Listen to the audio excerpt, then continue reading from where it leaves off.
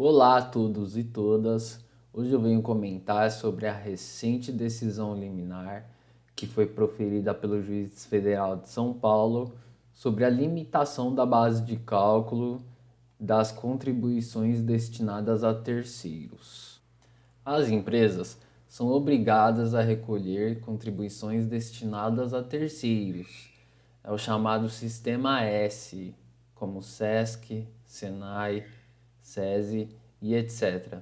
E também ao INCRA. Essas contribuições também são chamadas de contribuições parafiscais. Ocorre que há uma discussão judicial quanto à limitação da base de cálculo do recolhimento dessas contribuições ao teto de 20 salários mínimos.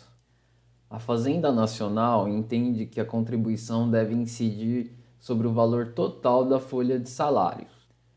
Já os contribuintes alegam que a legislação prevê um teto de 20 salários mínimos. O STJ determinou a suspensão de todos os processos que discutem a matéria, cuja decisão vai ser analisada em julgamento de recursos repetitivos, a qual vinculará todos os órgãos do Judiciário brasileiro. Apesar da decisão de suspensão dos processos pelo STJ, uma indústria de alimentos conseguiu uma liminar favorável para que a Fazenda Nacional se limite a fazer o recolhimento dessas contribuições destinadas a terceiros a 20 salários mínimos.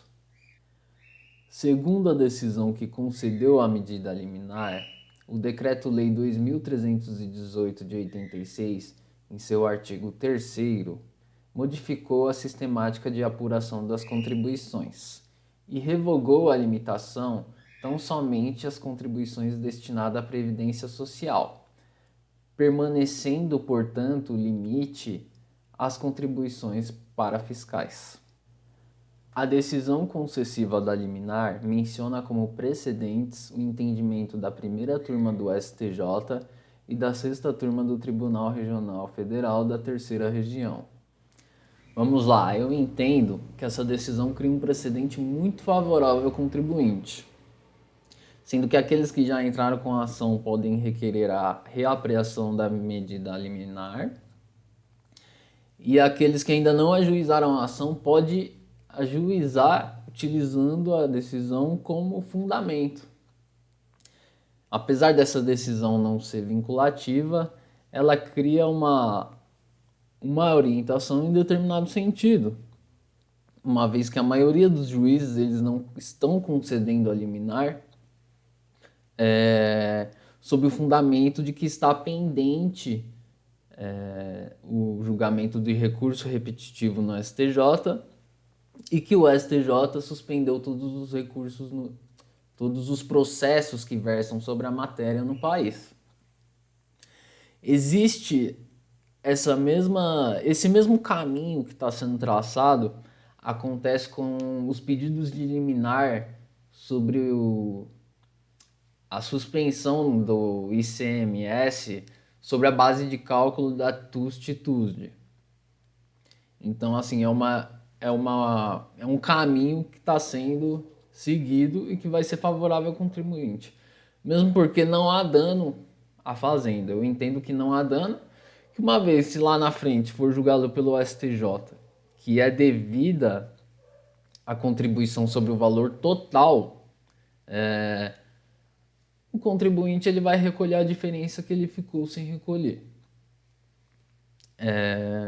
Eu vou deixar aqui embaixo também o número do processo que concedeu a medida liminar em primeira instância, que está pendente aí para eventual recurso. Vou deixar o precedente da primeira turma do STJ e também vou deixar o número do processo da sexta turma do Tribunal Regional Federal da Terceira Região, para caso queiram entrar e verificar os argumentos do processo para estar ajuizando com a ação ou pedindo a reanálise da liminar. Se você gostou, eu agradeço bastante por ter acompanhado até aqui. E eu peço que compartilhe aí com os amigos, com o pessoal, colega, enfim, ajude aí da melhor forma que foi possível. Obrigado Tenham um ótimo dia, uma ótima noite e tenham uma ótima semana.